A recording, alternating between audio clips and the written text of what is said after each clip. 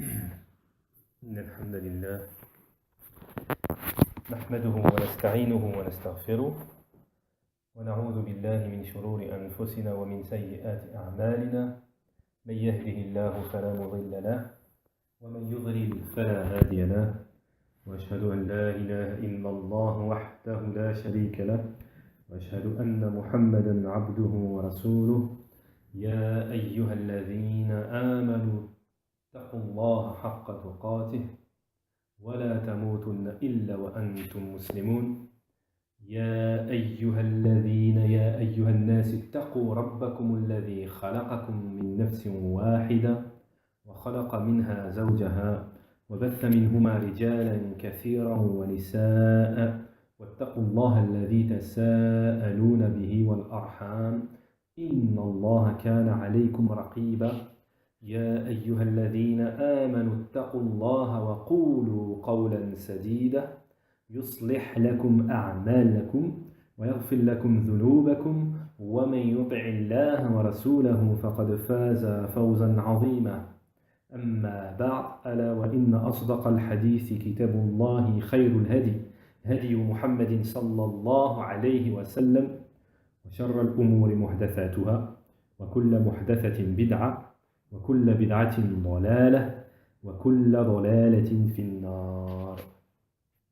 طيب. Donc, Inch'Allah, nous allons continuer après cette brève interruption.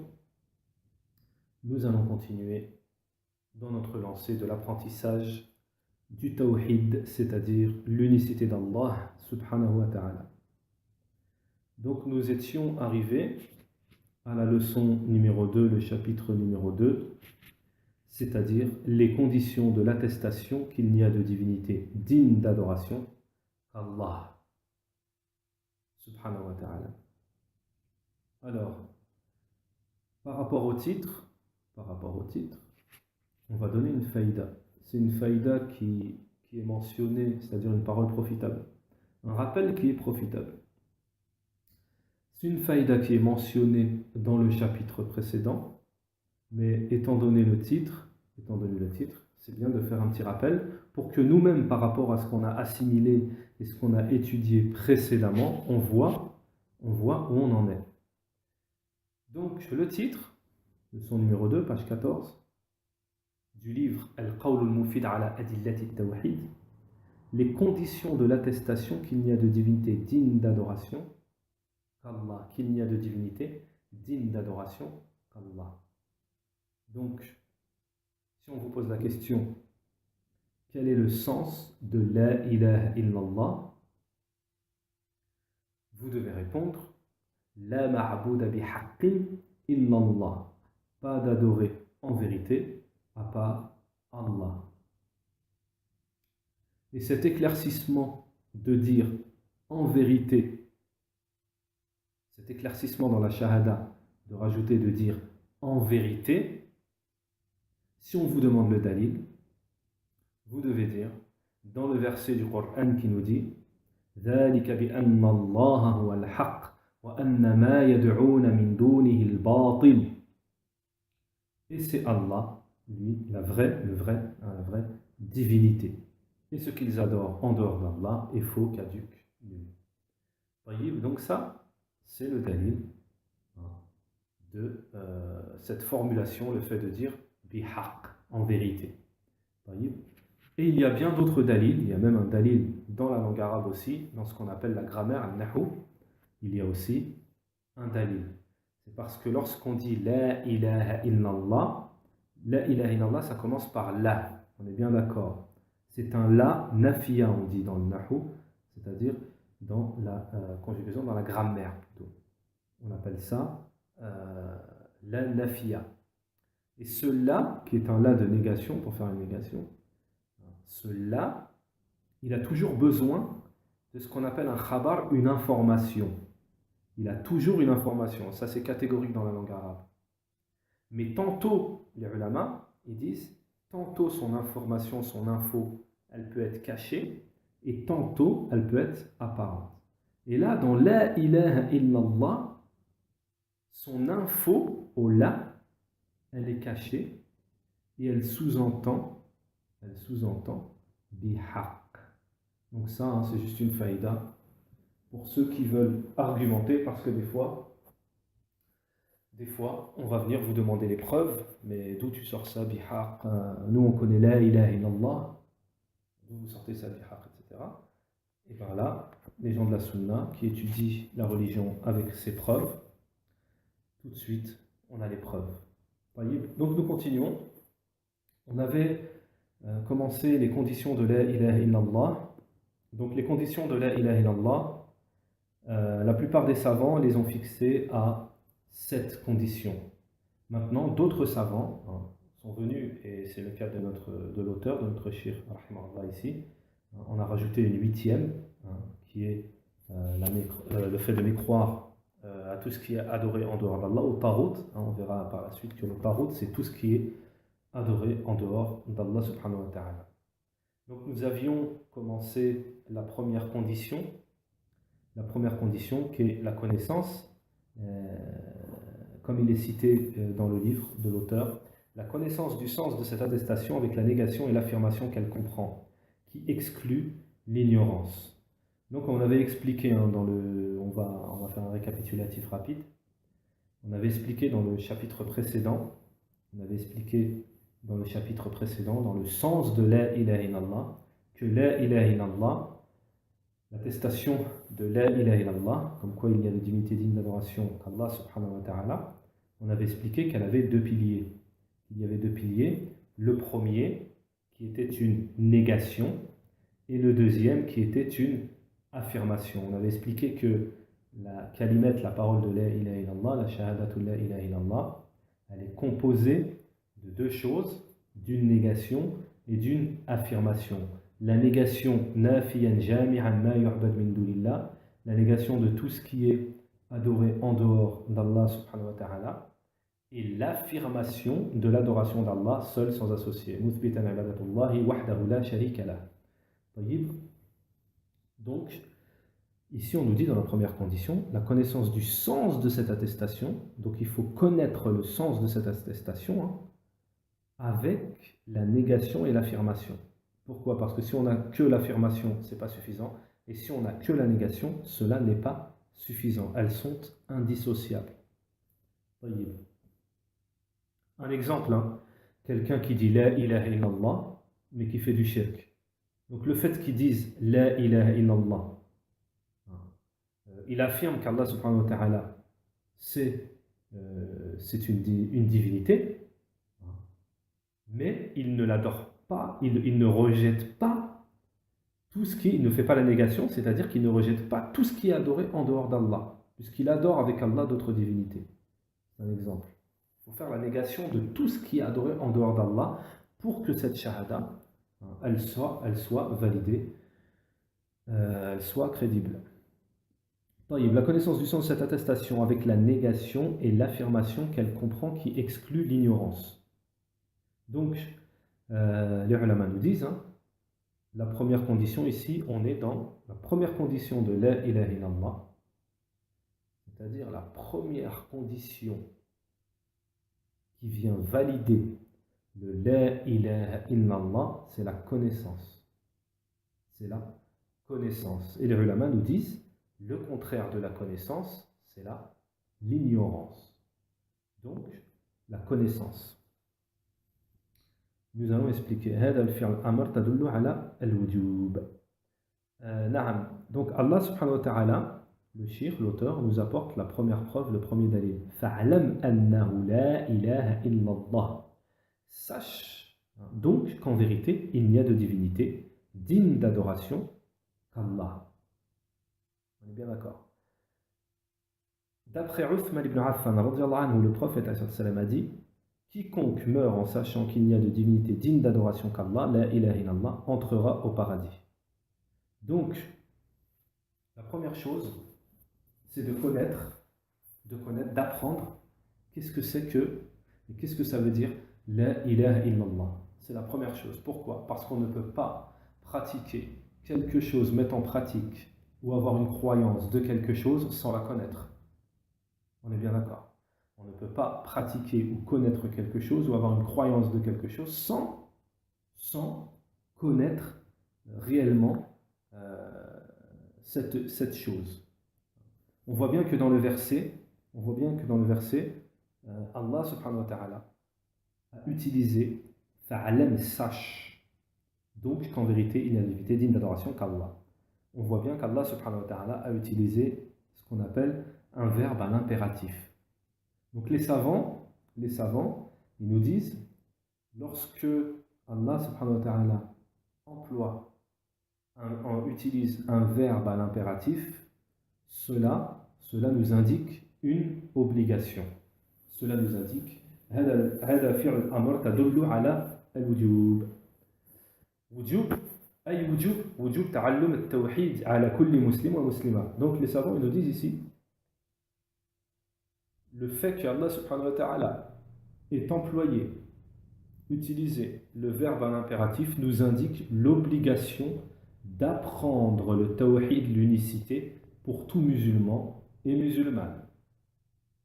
Pour tout musulman et musulmane. Donc on voit bien que l'apprentissage du tawhid, c'est Allah lui-même qui le dit, puisque dans le verset, vous remarquerez que Allah subhanahu wa ta'ala, il a fait précéder la connaissance, puisque d'abord il dit apprends, sache, et après il dit la ilaha illallah, qu'il n'y a de divinité, qu'il n'y a de divinité digne d'adoration qu'Allah, pardon. Donc on voit bien qu'Allah subhanahu wa ta'ala, il a utilisé quoi? Il a fait passer la connaissance avant la parole et l'action. Et ceci, bien entendu, nous est confirmé par l'imam al-Bukhari, rahimahullah, qui lui, pareil, a intitulé un de ses chapitres dans son Sahih, dans son recueil authentique, Al-ilm qabla al-qawl wal-amal, la connaissance, la science, avant la parole et l'action. Donc voilà. Ensuite, on a un hadith, quiconque meurt, le prophète d'après Uthman ibn Affan, le prophète a dit, quiconque meurt en sachant qu'il n'y a de divinité digne d'adoration qu'Allah, la ilaha illallah, entrera au paradis. Donc on voit bien que le prophète a utilisé le verbe savoir, tout en sachant. On n'a pas dit celui qui meurt en disant, tout en sachant. Donc cela est un dalil, ceci est une preuve que celui qui prononce la ilaha illallah, pour qu'il puisse entrer au paradis, que ce soit la cause pour qu'il entre au paradis, c'est-à-dire pour que son tawhid soit validé, il faut qu'il le connaisse. Il faut que cette personne connaisse le tawhid. Donc ça, c'était un petit récapitulatif de la première condition, qui est la connaissance.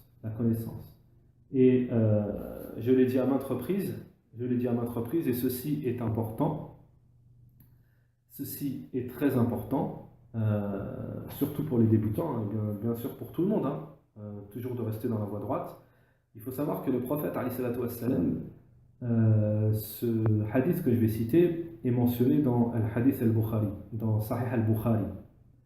Donc un jour, le prophète, alayhi salatu wassalam, a tracé un trait sur le sol, un trait droit sur le sol, en disant ceci est mon hada sirati mustaqim, ceci est mon droit chemin, c'est le droit chemin. Ensuite, le prophète a tracé des traits, de droite à gauche, des traits, et ça faisait comme une arête. Ensuite, le messager d'Allah a dit, tous ces traits-là, ce sont des shaitans qui appellent à leur chemin. Ce sont des shaitans qui appellent à l'enfer, qui appellent à leur chemin. Donc, pourquoi on dit ça? Pourquoi je précise ça? Parce que, comme nous l'a mentionné le prophète, et comme le mentionne Allah subhanahu wa ta'ala, quand on le récite chaque jour, plusieurs fois par jour, dans Surat al-Fatiha, guide-nous dans le droit chemin, Hedina Sirat al-Mustaqim, on constate qu'il n'y a qu'un seul droit chemin. Qu'il n'y a qu'un seul droit chemin. Qu'il n'y a qu'une seule voie authentique de la religion. Donc, pourquoi je dis ça? puisque nous, on est en train d'étudier le tawhid, et vous voyez bien qu'il y a c'est-à-dire plusieurs tendances dans l'étude du tawhid. Donc, ça veut dire quoi? Ça veut dire qu'il y en a, même tout en étudiant le tawhid, ils appellent à un faux tawhid. Donc, il faut faire attention, et c'est pour cela qu'on conseille les gens d'étudier le tawhid avec les gens de la sunna. Avec les gens de la sunna et non avec les gens de l'innovation. Voyez? Parce que forcément, ceux qui ne suivent pas ce droit chemin, justement, et qui appellent à l'enfer, eux, ils ont un tawhid qui est erroné. Tout au long de l'apprentissage, nous allons parler de cela, car les ulama, lorsqu'on fait du tawhid, la aqida, on sera obligé souvent de mentionner ceux qui ont des exemples de déviance dans l'unicité, dans la aqida, dans le dogme, etc. Donc c'est pour cela que la aqida, le dogme, il faut l'étudier avec les gens de la sunna. Je vais vous donner un petit exemple.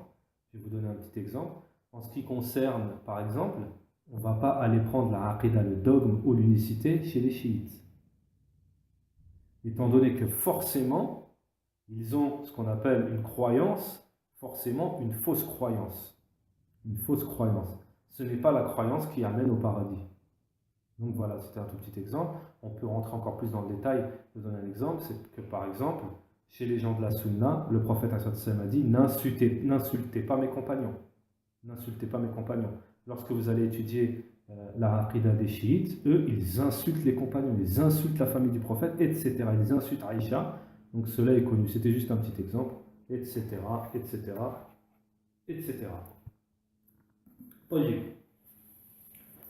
Donc maintenant, nous allons parler de la deuxième condition. Donc, un autre point important à citer, il faut savoir que qu'est-ce qu'une condition? C'est important d'expliquer avant d'entrer dans les conditions et de dire voilà, ceci est une condition, cela est une condition. Je pense que je l'ai cité dans le cours précédent. Une condition, c'est quelque chose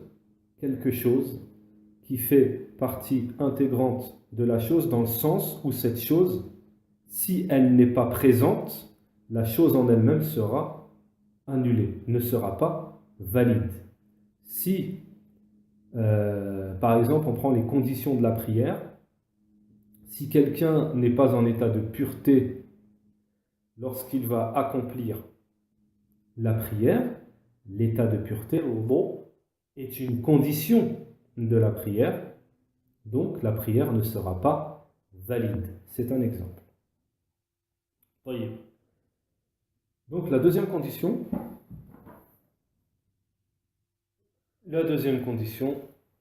qui est la certitude. Al-yaqin. Donc l'auteur nous dit, deuxième condition, la certitude qui exclut le doute. La certitude qui exclut le doute. Celui qui prononce cette attestation doit être totalement convaincu, par sa signification. Car seule la science certaine et utile à la foi, et non les conjonctures. Qu'en est-il donc si des doutes s'immiscent dans la foi? Allah Ta'ala a dit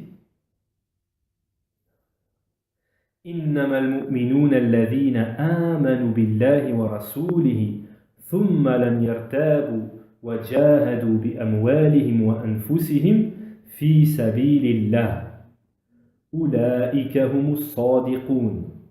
Les vrais croyants sont seulement ceux qui croient en Allah et son messager, qui par la suite ne doutent point et qui luttent avec leurs biens et leurs personnes dans le chemin d'Allah. Ceux-là sont les véridiques. Surat Al-Hujurat, verset 15. Donc je voulais juste apporter une petite faïda par rapport à ce que dit l'auteur ici. Celui qui prononce cette attestation doit être totalement convaincu par sa signification, car seule la science certaine est utile à la foi et non les conjectures. Qu'en est-il donc si des doutes s'initient dans la foi? Donc il faut savoir pourquoi le cheikh il a cité ici deux étapes, c'est-à-dire d'abord les waswas et ensuite les doutes. Parce que au début, le shaitan il vient avec des waswas, c'est-à-dire des insufflations sataniques. Et ça, c'est la première étape. Donc à partir de ce moment-là, la personne elle doit combattre les waswas, etc. et tout. Mais jusqu'à là, la personne, alhamdulillah, si elle combat et elle rejette les waswas, alhamdulillah, elle en sortira vainqueur. Mais il y a la deuxième étape. C'est que là, il dit, qu'en est-il donc si des doutes s'initient dans la foi? C'est-à-dire que la deuxième étape, si les waswas ils ont marché, les waswas ça ramène après aux doutes. Et là, les doutes, c'est grave. Là, les doutes, on entre dans un autre niveau, c'est-à-dire que les doutes, ils peuvent mener à quoi? À la mécréance. Douter de l'existence d'Allah, douter de... Attention, là, on entre dans un autre contexte. Donc, il faut faire barrage dès le début. Il faut faire barrage au ouest-ouest, parce qu'après, ça mène au doute. Donc, et ça peut même mener à avoir des doutes, puisque regardez, la certitude qui exclut le doute. Si on n'a pas la certitude, on a quoi? Eh bien, on doute. Et si on doute, imaginez-vous, si quelqu'un il doute de la ilaha illallah, jusqu'à où ça peut mener? Eh bien, le la ilaha illallah, il n'est pas accepté. Puisque la certitude, qui est le contraire du doute, est une condition d'acceptation de la ilaha illallah. Voyez-vous? Nous continuons. Dans la parole de l'auteur, toujours, Allah a stipulé comme condition à la véracité de leur foi en Allah et en son messager de ne pas douter. Quant à celui qui doute, il fait partie des hypocrites, qu'Allah nous protège de l'hypocrisie. Amin. Allah Ta'ala dit des hypocrites, إنما يستأذنك الذين لا يؤمنون بالله واليوم الآخر وارتابت قلوبهم فهم في ربهم يترددون. Ne te demande permission que ceux qui ne croient pas en Allah et au jour dernier, et dont les cœurs sont emplis de doutes. Ils ne font qu'hésiter dans leur incertitude. Donc la tariqa de l'auteur, et ça c'est la tariqa des ulama, des gens de la sunna, masha'Allah, c'est de mentionner les versets et ensuite de mentionner les hadiths, c'est-à-dire les dalil, adilla, les preuves du kitab et wa sunna. Donc, maintenant nous allons mentionner les hadiths, c'est-à-dire les paroles prophétiques. D'après Abu Hurairah radiyallahu anhu, le prophète alayhi salatu wassalam a dit: annonce la bonne nouvelle du paradis à quiconque te trouvera derrière ce mur attestant qu'il n'y a de divinité digne d'adoration qu'Allah. La ilaha illallah. Le cœur convaincu. Allah a stipulé comme condition à l'entrée au paradis de celui qui prononce cette attestation d'en avoir la totale certitude dans son cœur, de ne pas douter. Or, si une condition n'est pas respectée, ce qui s'y rattache ici, entre parenthèses, ce qui s'y rattache, c'est-à-dire l'entrée au paradis, n'est pas accordé. On est bien d'accord.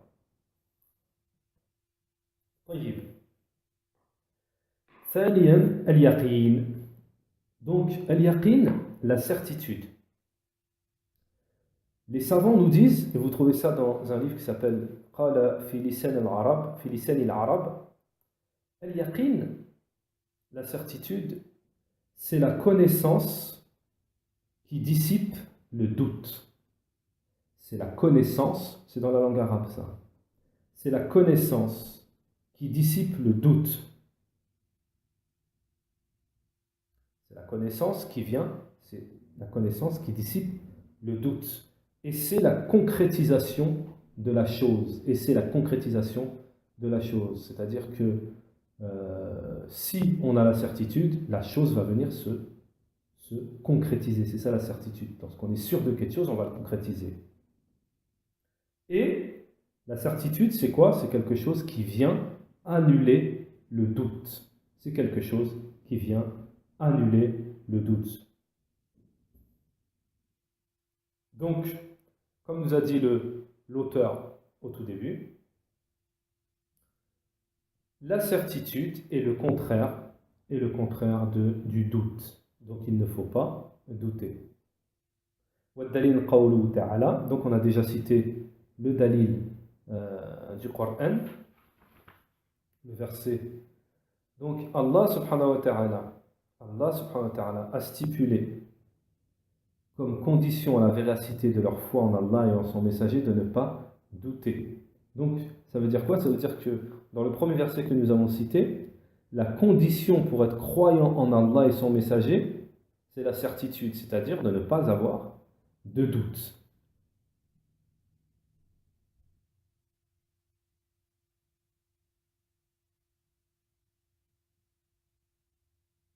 طيب.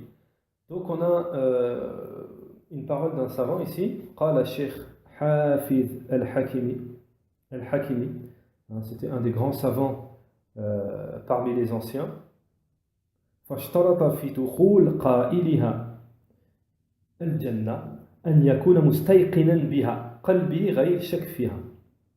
Donc il nous dit la condition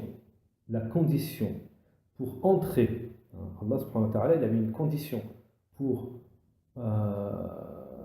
entrer au paradis, pour celui qui dit la ilaha illallah, la condition pour qu'il entre au paradis, c'est qu'il ait une entière certitude venant du cœur. C'est qu'il ait une certitude, vraiment qu'il ait la certitude dans son cœur, sans en avoir aucun doute. Sans en avoir aucun doute. Alors, ensuite nous avons une parole aussi de l'imam Ahmed, وَقَدْ رُوِيَ عَنْ بن مسعود رضي الله عنه. Il a été rapporté par Ibn Mas'ud, un des grands compagnons du prophète, dont on ne cite plus les bienfaits. Ibn Mas'ud radiyallahu anhu قال, Ibn Mas'ud il a dit à propos de ça, il a une parole qui nous dit الصبر نصف الإيمان. La patience est la moitié de la foi. La patience, c'est la moitié de la foi. Et là, ce qui nous intéresse ici, c'est la suite de la parole d'Ibn Mas'ud radiyallahu anhu qui nous dit وَالْيَقِينَ الْإِيمَانُ كُلُّهُ. Et la certitude, c'est toute la foi. Alors je répète, puisque ici on est en train de parler de la condition qu'est la certitude. On parle de la certitude. Ibn Mas'ud, à propos de la certitude, il nous a dit قال ابن مسعود رضي الله عنه الصبر نفس الإيمان. La patience, c'est la moitié de la foi. Et ensuite, virgule, il nous a dit وَالْيَقِينَ الْإِيمَانُ كُلُّهُ.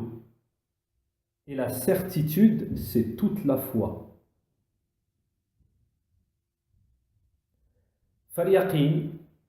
فاليقين شرط في صحة الإيمان وهو حقيقة العلم بأن لا إله إلا الله وأن محمدا رسول الله.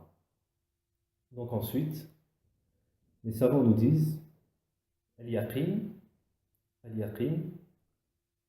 c'est une condition d'authenticité de la foi et de la réalisation de la connaissance de la ilaha illallah et Muhammadan Rasulullah, qu'il y a de divinité digne d'adoration à part Allah et que Muhammad est le messager d'Allah. فلا بد من انتفاء الشك وارتفاع الريب. Donc ici les ulama nous disent il faut absolument se débarrasser, faire la négation, se débarrasser des doutes, du doute, et dissiper tout ce qui est pareil, les doutes, les choses qui sont ambiguës, les ambiguïtés, les doutes, etc. Donc ça, il faut faire abstraction de tout ça. Donc ça, c'est un travail.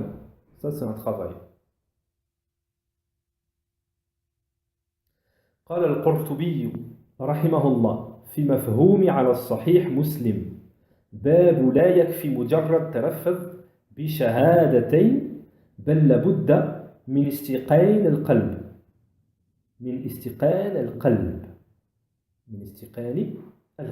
طيب. Donc l'imam al-Qurtubi rahimahullah, dans la compréhension du Sahih Muslim, il nous dit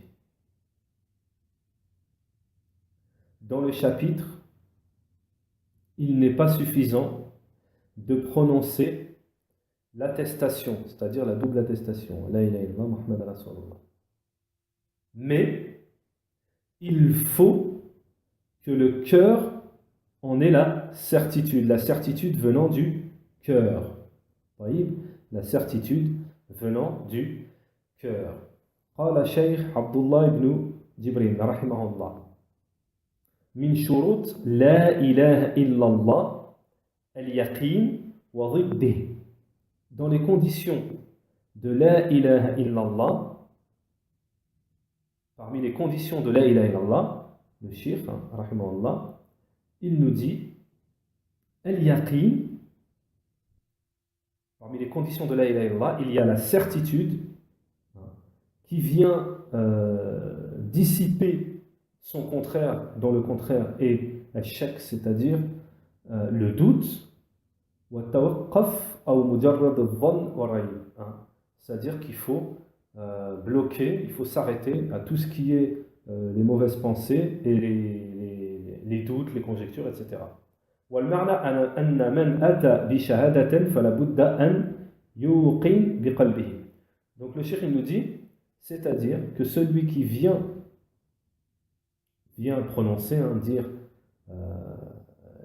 la shahada, il doit en avoir la certitude avec son cœur et avoir la croyance de l'authenticité de ce qu'il dit. Il doit avoir la croyance de l'authenticité de ce qu'il dit. C'est-à-dire le sens de la ilaha illallah, c'est-à-dire ce qu'on a dit, les deux négations, c'est-à-dire qu'il doit avoir la certitude que il faut faire la négation de tout ce qui est adoré en dehors d'Allah et l'affirmation de tout, plutôt la négation, oui, de tout ce qui est adoré en dehors d'Allah et la négation de qu'Allah subhanahu wa ta'ala, la ilaha illallah, nafiyan jami'an ma yu'bad min dunillah, tout à fait, c'est bien ça. La négation de tout ce qui est adoré en dehors d'Allah et l'affirmation de l'adoration d'Allah seul sans associé.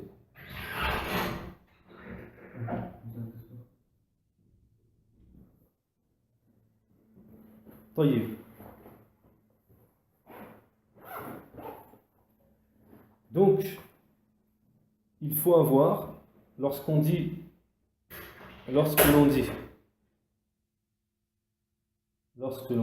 il faut avoir la certitude de la ilaha illallah.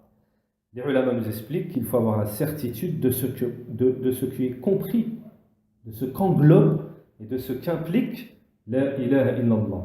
C'est-à-dire, et là ici, ce qu'était en train de nous dire le cheikh, c'est-à-dire ce qu'on a vu précédemment dans le sens de la ilaha illallah, c'est-à-dire la négation et l'affirmation.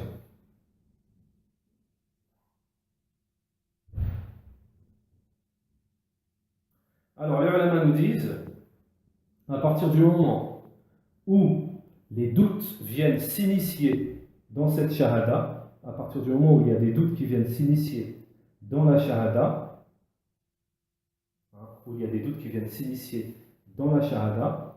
et bien à partir de ce moment-là, c'est-à-dire qu'on a des doutes dans l'authenticité du sens de la ilaha illallah, à partir de ce moment-là, la shahadaten, c'est-à-dire la ilaha illallah Muhammad Rasulullah, ne sera inutile à la personne. Elle deviendra inutile à la personne. Donc voilà, ça c'est en ce qui concerne la deuxième condition de la ilaha illallah, la certitude. On peut rajouter, alhamdulillah, une faïda qui est rapportée par Ibn al-Qayyim rahimahullah. Ibn al-Qayyim, dans Madarij al-Salikin, Ibn al-Qayyim il explique al-yaqin, c'est-à-dire la certitude. Et oui, j'invite justement les frères à retourner à ce livre de Cheikh Ibn al-Qayyim, rahimahullah, où il explique la certitude et la patience et bien d'autres vertus de l'islam. Voyez, donc, c'est pour avoir une vue approximative de ce qu'on appelle yaqin, la certitude. Donc Ibn Qayyim, rahimallah, il nous dit, la certitude, elle est de trois catégories. La certitude, elle est de trois catégories. Donc on a la première catégorie qui est ilmu al-yaqin. Ilmu al-yaqin. On a la deuxième catégorie, haqqul yaqin. Haqqul yaqin. Et on a la troisième catégorie qui est inul yaqin. Inul yaqin. Donc la première catégorie, c'est la certitude dans sa connaissance, c'est-à-dire la connaissance avec certitude. La certitude avec la connaissance, c'est-à-dire, le cheikh il nous donne un exemple, il nous dit, c'est comme une personne par rapport à l'enfer, le paradis, l'enfer, hein, c'est un exemple. Le paradis et l'enfer. La personne, à partir du moment où elle va commencer à apprendre à étudier le paradis, l'enfer, etc., à étudier cette chose-là, elle va entrer dans la catégorie de ce qu'on appelle ilmul yaqin, la connaissance avec certitude. Alors, à la certitude par rapport à ce qu'elle a appris. Donc là, on est dans la première catégorie. Ensuite, il nous dit, il y a une deuxième catégorie, c'est haqqul yaqin. À partir du moment où on a appris, on connaît cette chose, et qu'on se retrouve devant cette chose. Là, on a ce qu'on appelle, c'est plutôt ilm al-yaqin. On a ce qu'on appelle ilm al-yaqin, c'est-à-dire l'œil de la certitude, on voit la chose. Et la troisième catégorie, c'est lorsque ça y est, on est dans ce contexte, on goûte à la chose et on est vraiment enfoncé dans le contexte, on appelle ça haqqul yaqin. Donc voilà, c'était juste une petite faïda d'Ibn al-Qayyim pour expliquer qu'il y a plusieurs degrés dans la certitude. Il y a plusieurs degrés dans la certitude. Donc, Inch'Allah, dans le prochain cours, on étudiera la condition, la troisième condition, qui est l'acceptation de ce qu'implique cette attestation avec le cœur et la langue excluant le rejet, c'est-à-dire al-qaboul. Al-qaboul, l'acceptation en arabe qui est al-qaboul. Puisqu'on verra par la suite, avec les dalils, etc., que on peut prononcer, c'est-à-dire qu'on peut prétendre que la ilaha illallah c'est la parole de vérité, etc. Oui, c'est la vraie religion, c'est la parole de vérité, mais si on ne l'a pas accepté, on n'a pas rempli la condition de la ilaha illallah, donc on n'est pas musulman. L'exemple, hein, c'est l'exemple du prophète, du prophète avec son oncle Abu Talib, hein, qui a défendu le prophète, qui a dit que c'était la religion du prophète, etc., etc. Il l'a défendu, etc., mais qui n'a pas accepté, qui n'est pas entré dans la religion. Donc on expliquera ça, Inch'Allah, dans le prochain cours. Subhanakallah wa ma bihamdik. أشهد أن لا إله إلا أنت وأستغفرك وأتوب إليك وصلى الله وسلم على نبينا محمد وعلى آله وصحبه أجمعين.